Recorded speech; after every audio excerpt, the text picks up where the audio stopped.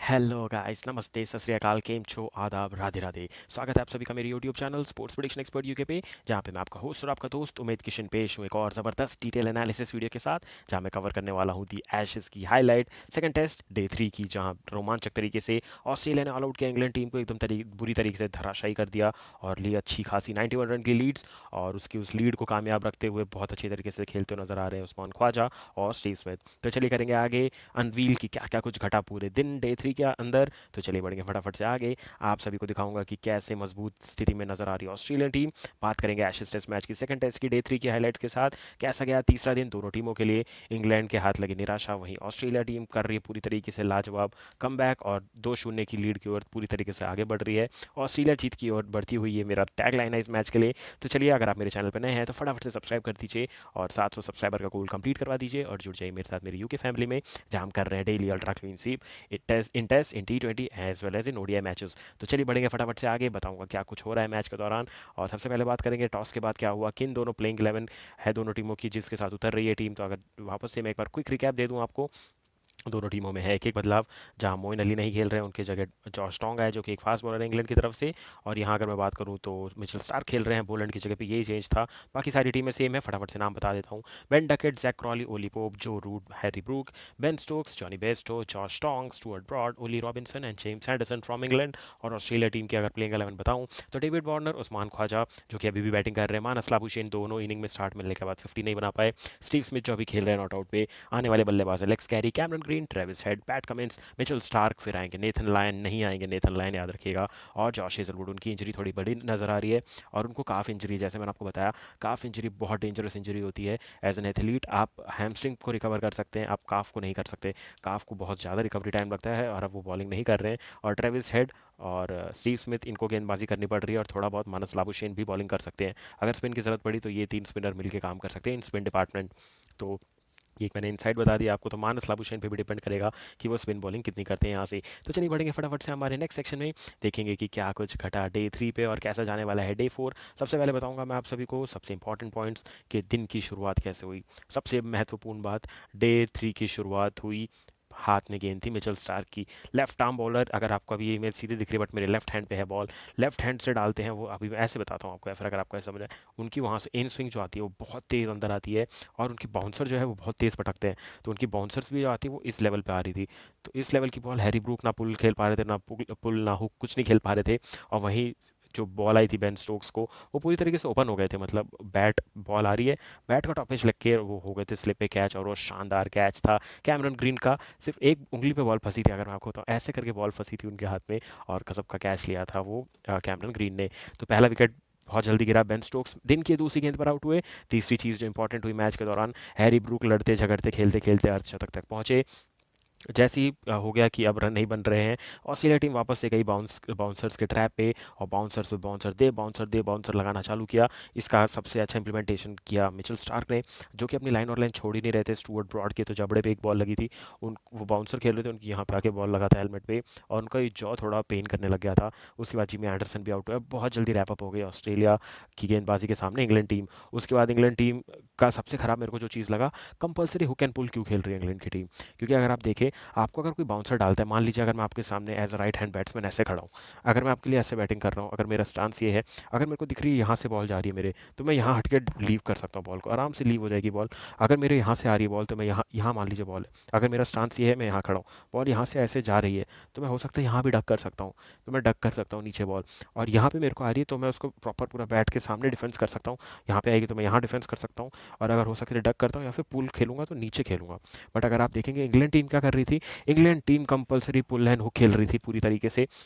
चाहे बॉडी के बाहर बॉल जा रही है फिर भी उसको छेड़खानी करनी है, अंदर आ रही है उसको भी नीचे की तरफ मारना है, और जो पीछे जा रही है उसको भी सोच रहे हैं कि वह फाइन खेल के दो रन निकाल दे। तो इसके चक्कर से कंपलसरी पुल एंड हुक खेल रही है इंग्लैंड की टीम ऑस्ट्रेलिया के सामने, जो कि बहुत गलत डिसीजन था और ये रीज़न था कि बहुत जल्दी आउट हुए। इंग्लैंड के प्लेयर अगर बाउंसर पे आउट होंगे तो किस देश के क्रिकेटर्स खेलेंगे बाउंसर। इतनी बाउंसी पिचेस पे इंग्लैंड और ऑस्ट्रेलिया ही जो ये दो देश हैं, फिर न्यूजीलैंड और साउथ अफ्रीका, ये चार देश ऐसे हैं जिनकी तेज़ तर्रार बाउंसी पिच होती है, जिनको बाउंसर खेलने की आदत होती है। अगर यही चार देश के खिलाड़ी ऐसे यंगस्टर्स जैसा खेलेंगे जिनको जज नहीं हो पा रहा, तो क्रिकेट कैसे आगे बढ़ेगा ये देखना काफ़ी मुश्किल हो जाएगा।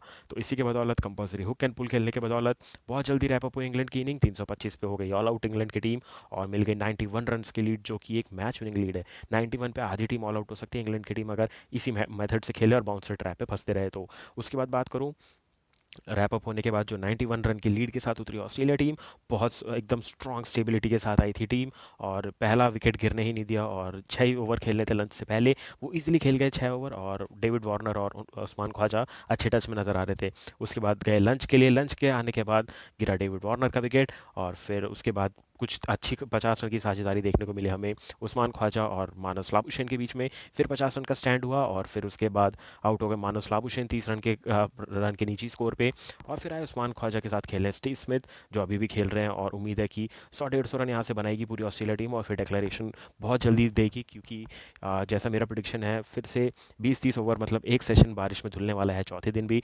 तो ये मान करके चलिए कि कम से कम रन बनेंगे और कम से कम ओवर डाले जाएंगे और इसी में मैक्सिमम रन बनाने पड़ेंगे। तो बहुत ट्रिकी सिचुएशन हो गई ऑस्ट्रेलिया के लिए भी, इतना अच्छा क्रिकेट खेलने के बाद भी। अगर आप देखें तो इंग्लैंड अभी भी मैच में है और उसका सीधा सीधा रीज़न है सिर्फ और सिर्फ बारिश, क्योंकि अभी जितने कम ओवर बचेंगे उतना बेसबॉल एक्टिवेट होगा इंग्लैंड की तरफ से और उतना ही तेज़ तर्रार क्रिकेट खेलने जाएगी और इंग्लैंड की टीम। तो ये मैंने कुछ बता दिया आपको कि कैसे गिरा पहला विकेट, कैसे गिरा सेकंड विकेट, मानस लाबुशेन का टी के बाद उस्मान ख्वाजा और स्टीव स्मिथ अभी खेल रहे हैं 58 और 6 नॉट आउट की स्कोर पे। उम्मीद इन्हीं से रहेगी कि इनमें से किसी एक का अर्धशतक आए, जो कि स्टीव स्मिथ का हो सकता है, और शतक मारे उस्मान ख्वाजा ताकि ईजिली 300 प्लस का टारगेट चेस करने के लिए दे पाए Australia team to England on the fourth inning. तो ये कुछ थी हाईलाइट्स, बहुत अच्छे से कवर कर दिए मैंने आप सारे के सारे पॉइंट्स आप सभी के लिए। चलिए बढ़ेंगे फटाफट से हमारे नेक्स्ट सेक्शन में, बता दूंगा आप सभी को कि क्या हुआ सेशन वाइज, इमेज के साथ बताऊंगा आपको, क्योंकि इमेज के साथ जानना काफ़ी रोमांचक लाता है, पैदा करता है, क्योंकि आप सभी जानते हैं 7-8 घंटे का पूरा टेस्ट मैच देखना थोड़ा बोरिंग होता है, बट मैं फिर भी आप लोगों के लिए देखता हूँ ताकि आप सभी के लिए ये चीज़ें बना दूँ काफ़ी इंटरेस्टिंग। पहले सेशन की बात करूँ तो 21.2 ओवर डाले गए, जहाँ मात्र 59 रन आए और 6 विकेट गिरे, जिसमें से 6 के 6 विकेट थे इंग्लैंड टीम के और मात्र 40 रन के अंदर ऑल आउट हो गई थी आज तीसरे दिन के दिन इंग्लैंड की टीम। और उसके बाद बात करें सेकंड सेशन में पूरे 26 ओवर का खेल दिखा गया, जहां पे 69 रन बने और एक विकेट गिरा, जो कि डेविड वार्नर का विकेट गिरा। तीसरे सेशन में सिर्फ 13.4 ओवर डाले गए, 49 रन पड़े और एक विकेट गिरा, जो कि था मानस लाबुशेन का। तो ये तीन सेशन कुछ इस प्रकार से घटे। पहला सेशन पूरा तरीके से ऑस्ट्रेलिया के नाम, दूसरा सेशन में 50-50 इसलिए बोल रहा हूँ क्योंकि एक विकेट गिरा और 26 ओवर में सिर्फ 69 रन, तो तीन के नीचे के रन रेट से खेल रही है ऑस्ट्रेलिया टीम। तो मैं 50-50 शेयर कर रहा हूँ क्योंकि बहुत अच्छा काम किया इंग्लैंड ने वहाँ पे। तीसरा सेशन में तो अभी भी ड्रॉ ही बोलूँगा, क्योंकि 13.4 ओवर में सिर्फ 49 रन और एक विकेट, तो ये भी 50-50 गया था। तो पहला सेशन ऑस्ट्रेलिया ने अपने कब्जे में कर लिया है, तो अभी भी मैं बोलूँगा मैच तराजू पे है। भले ऑस्ट्रेलिया टीम के पास 90 रन की लीड है, बट बेसबॉल मेथड से कुछ भी हो सकता है आखिरी दिन पे और चौथे दिन पे। बात करेंगे इमेजेस वाइज क्या हुआ, तो जैसे ही हुआ तीसरे दिन का शुरुआत, एक बहुत बड़ी दुखद खबर मिली है ऑस्ट्रेलिया टीम को कि अब नेथन लायन ये टेस्ट मैच में पार्टिसिपेट नहीं कर पाएंगे और हो सके तो आगे चलते हुए थर्ड, फोर्थ और फिफ्थ टेस्ट मैच भी नहीं खेल पाएंगे, क्योंकि उनकी इंजरी काफ़ी बड़ी मानी जाती है। क्योंकि मैंने आपको बताया काफ मसल जो होती है वहाँ पे स्ट्रेन आना, मतलब वो काफ मसल बहुत बड़ी मसल है, तो अगर उसमें कोई इंजरी होती है तो उसको रिकवर होने में टाइम लगता है। और अच्छी बात यह है कि वो ज़्यादा फटा नहीं है, अगर ज़्यादा फट गया होता तो हो सकता था अपने 100वें टेस्ट मैच को ही आखिरी टेस्ट मैच समझ के खेलते नेथन लायन और इसके बाद रिटायरमेंट ले लेते, क्योंकि बहुत बड़ी इंजरी है ये। तो अपने आप को बैक करेंगे और रिकवरी के लिए जाएंगे पूरी तरीके से नेथन लायन। अगर बात करूँ सेकंड इमेज, जो कि थी सबसे इंपॉर्टेंट चीज़ मैच के दूसरे ही बॉल पे, अगर जो तीसरे दिन की दूसरी गेंद डाली गई थी स्टार्क के द्वारा, वहाँ पे एक आउटसाइड एज लगा, बैट क्लोज कर दिया था बेन स्टोक्स ने, आउटसाइड एज लगा और थर्ड स्लिप पे कैच लिया कैमरन ग्रीन ने, जो कि लगभग सेकंड स्लिप पे जा रहा था, तो अच्छा डाइव मार के रीच किया और अच्छा विकेट लिया। तीसरी इमेज अगर आप मेरे फोटो के ऊपर देखेंगे यहाँ पे, वो है ट्रेविस हेड की। किसी ने नहीं सोचा था ट्रेविस हेड विकेट लेकर के जाएंगे, बट टेल एंड को ख़त्म करने में ट्रेविस हेड का बहुत बड़ा योगदान था। उसके बाद अगर आप नीचे वाली फोटो देखेंगे, उस्मान ख्वाजा फिर बहुत अच्छे टच में नजर आ रहे हैं, अर्धशतक बना चुके हैं। इन्हीं पे डिपेंड करेगा कि कितना बड़ा स्कोर बनाएगा ऑस्ट्रेलिया यहाँ से आगे बढ़ते हुए। उसके बाद मानस लाबुशेन फिर से दुखी होकर पवेलियन जाते हुए फिर 30 रन का अच्छा स्टार्ट मिला, फिर उसको कन्वर्ट नहीं कर पाए बड़े स्कोर पर और ऐसे बैट फ्लिप करते हुए नजर आ रहे हैं, क्योंकि काफ़ी नाखुश नजर आए थे अपने परफॉर्मेंस से। और उसके बाद मेरे पीछे भी एक फोटो है, मैं अपने आपको ऊपर जाके आपको दिखा देता हूँ यहाँ पे, तो वो है यहाँ पे जॉश टोंग की, जिन्हें डेविड वार्नर को किया एलबीडब्ल्यू आउट। डेविड वार्नर ने डीआरएस लिया बट नहीं बच पाए उस डीआरएस से, और मानुस लाबुशेन भी हुए बहुत जल्दी आउट। तो ये 5 इमेजेस 6 इमेजेस जो कि पूरा हाल बताती है इस टेस्ट मैच के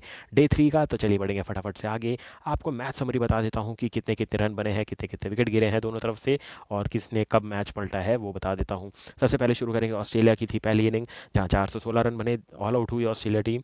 100.4 ओवर की पूरी बैटिंग की ऑस्ट्रेलिया टीम ने, जहाँ स्टीव स्मिथ के आए 110 रन, ट्रेविस हेड के 77, डेविड वार्नर के 68 और मानस लाबुशेन के 47। यहाँ उनने भी 50 मिस की थी। बॉलिंग में बात करें तो इंग्लैंड की काफ़ी धारदार गेंदबाजी, जहाँ ओली रॉबिन्सन के 24.4 ओवर में 100 रन देकर के 3 विकेट। जॉश टोंग जो कि डायरेक्ट बुलावा आया इनको सेकंड टेस्ट मैच खेलने के लिए, क्योंकि मोइन अली फिट नहीं थे, 22 ओवर में 98 रन देकर के झटके 3 विकेट। जो रूट ने 8 ओवरों में 19 रन देकर के झटके 2 विकेट। स्टुअर्ट ब्रॉड ने 23 ओवर में 99 रन देकर के झटका एक ज़बरदस्त विकेट। उसके बाद अगर हम बात करें, 416 रन बनाने के बाद अच्छी खासी शुरुआत की उम्मीद की थी इंग्लैंड ने, और वैसी सदी शुरुआत देखने को मिली दोनों ओपनर से, जहाँ बेन डकेट और जैक क्रॉली ने बहुत अच्छा स्टार्ट किया। बेन डकेट 98 पर आउट हुए, अपना शतक मिस किया।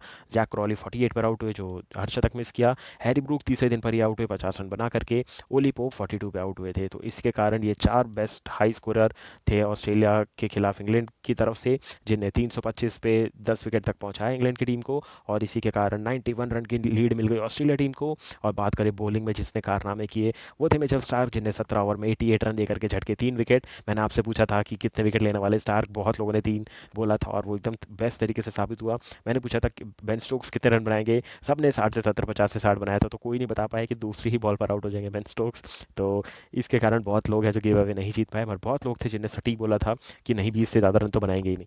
तो कुछ कुछ हैं जो एकदम दिमाग से धोनी है, मेरे सब्सक्राइबर्स जो जीतते हैं डेली के डेली गिव अवे 50,000 का। तो चलिए इसी के दौरान मैं पूछ लेता हूँ आपसे पहला सवाल फॉर द डे 4, कि डे 4 में क्या आने वाला है, क्या ख्वाजा का शतक आएगा। ये है पहला सवाल, इसका जवाब आप दे दीजिए कमेंट सेक्शन में। क्या ख्वाजा का 100 आएगा, येस और नो करके आंसर देना है आपको। बहुत ईजी सवाल है पहला सवाल। अभी मैं पूरा मैच समरी बता देता हूँ, फिर पूछूंगा आपसे आगे चल के दूसरे और तीसरे सवाल। तो मिचेल स्टार के 3 विकेट थे, जॉश हेजलवुड ने 13 ओवर में 71 रन देकर के झटके 2 विकेट। ट्रेविस हेड ने मात्र 7 ओवर में 17 रन देकर के 2 विकेट लिए। पैट कमिंस ने 16.2 ओवर की गेंदबाजी में 46 रन देकर के 1 विकेट झटका। इसी के कारण 325 पे ऑल आउट हो गई इंग्लैंड की टीम। फिर आई ऑस्ट्रेलिया टीम बैटिंग करने, लंच से सिर्फ 6 ओवर पहले, मतलब 20 मिनट पहले बैटिंग करनी थी, 6 ओवर की बैटिंग करनी थी लंच से पहले। उस्मान ख्वाजा आए और अच्छी शुरुआत की, और डेविड वार्नर भी अच्छे दिख रहे थे। उस्मान ख्वाजा 58 नॉट आउट पे खेल रहे हैं अभी भी। डेविड वार्नर 25 पे आउट हो गए हैं। मानस लाबुशेन 30 पे आउट हो चुके हैं। स्टीव स्मिथ खेल रहे हैं 6 रन पे। और अगर मैं अब यहाँ से ऊपर करूँ इंग्लैंड के आपको बॉलिंग फिगर दिखा दूँ, तो सबसे अच्छी बात यह है कि जिमी एंडरसन को मिला उनका पहला विकेट। 14 ओवर में 41 रन देकर के उन्हें झटका है 1 विकेट। जॉश टोंग फिर विकेट ले रहे हैं, उनके 19 ओवर में 21 रन देकर के 1 विकेट है। स्टुअर्ट ब्रॉड 13 ओवर में 39 रन देकर विकेटलेस हैं, और अभी ओली रॉबिन्सन भी 9.4 ओवर में 10 रन देकर के विकेटलेस हैं। तो ये कुछ हाल चल रहा है अभी इस मैच का।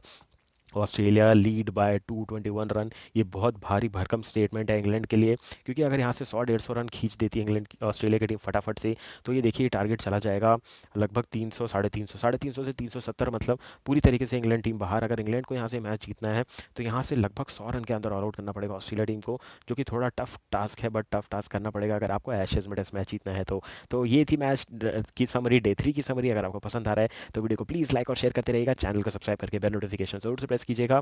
ऐसे ही धमाकेदार तरीके से डिटेल में आपको एनालिसिस बताता रहूँगा और हाइलाइट्स देता रहूँगा। पहला सवाल पूछ लिया था मैंने, चलिए समय आ चुका है दूसरा सवाल पूछने का।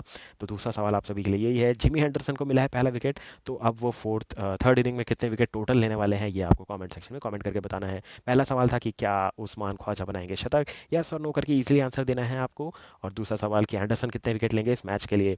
चलिए आपने जिस हिसाब से प्यार दिया है, तीसरा सवाल भी मैं अभी पूछ लेता हूँ आप सभी से। तो तीसरा सवाल इस मैच के लिए ये है कि कितने का टारगेट मिलेगा इंग्लैंड को फोर्थ इनिंग में चेस करने के लिए। तो इन तीनों सवालों के जवाब दे दीजिए आप कमेंट सेक्शन में। आप बन सकते हैं लकी विजेता और जीत सकते हैं 50,000 का गिव अवे, डायरेक्टली आपके अकाउंट में आएंगे वो पैसे। तो देर किस बात की, ग्रैंड लीग जीतिए, टेस्ट हो, T20 हो या वनडे मुकाबला, और साथ में जीतिए 50,000 का गिव अवे। वीडियो को लाइक और शेयर कर दीजिएगा, अपने फ्रेंड्स और फैमिली के साथ ज़रूर शेयर करिएगा। हम बढ़ेंगे फटाफट से हमारे नेक्स्ट सेक्शन में। बताता हूँ आपको डे 3 कैसे सिस्टम्स हुआ। तो आप देख सकते हैं कैसे स्टीव स्मिथ और उस्मान ख्वाजा भागते हुए पवेलियन की तरफ गए, क्योंकि बारिश बहुत तेज़ हो गई थी और लग रहा था कि 1-2 ओवर और हो सकते हैं बस, बट और इंग्लैंड चाहती थी बॉलिंग करना, बट ऑस्ट्रेलिया के जो दोनों बल्लेबाज थे थोड़ी देर तक रुके रहे अंपायर का कॉल आने के लिए, और अंपायर ने भी बोला कि सही डिसीजन रहेगा कि हम जल्दी से जल्दी कॉल्ड ऑफ करके कवर बुला लिया जाए, क्योंकि अगर ज़्यादा डैमेज हुआ तो अभी 2 दिन का क्रिकेट और होना है इस ग्राउंड पे। तो अंपायर्स का एकदम सही फैसला, और उन्होंने डिसाइड किया कि जल्दी से जल्दी रैप अप करते हैं, और wrap up in the sense covers बुलाते हैं ताकि पिच डैमेज ना हो, और अभी बहुत क्रिकेट होना बाकी है। और इसी के कारण जब एक बार कवर्स लग जाते हैं तो जब तक पूरी बारिश नहीं रुकेगी तब तक कवर्स हट नहीं सकते, ये नियम है क्रिकेट में। तो यही होता हुआ नजर आया, थोड़ी थोड़ी बारिश कभी तेज़ हो रही थी, फिर ड्रिजल हो रहा था, तो कवर हटाने का समय नहीं मिला और कॉल्ड ऑफ करना पड़ा डे 3 का। और डे 3 स्टम्प्स हो गया, और इतनी तेज़ बारिश थी कि दोनों प्लेयरों को तेज़ भागना पड़ा, क्योंकि जो वुडन बैट्स होते हैं ये बहुत महंगे होते हैं। 40 से 60 हज़ार तक के आते हैं ये बल्ले, जो जिनसे ये इंटरनेशनल प्लेयर्स खेलते हैं, तो इनको बारिश से पानी से बचाना बहुत ज़रूरी होता है। इसलिए दोनों खिलाड़ी भागे फटाफट से डगआउट की तरफ, और डे 3 हो गया स्टम्प्स। तो चलिए बढ़ते हैं फटाफट से हमारे नेक्स्ट सेक्शन में। वीडियो को लाइक और शेयर करते रहिएगा, चैनल को सब्सक्राइब करके बेल नोटिफिकेशन जरूर से प्रेस कीजिएगा। तो ये है आप सभी का सबसे मन पसंदीदा सेक्शन। जो जो चीज़ें मैं बताता हूँ, जो जो प्रिडिक्शन देता हूँ, वो लगभग सही होती जा रही है अब तक पूरे टेस्ट मैच में।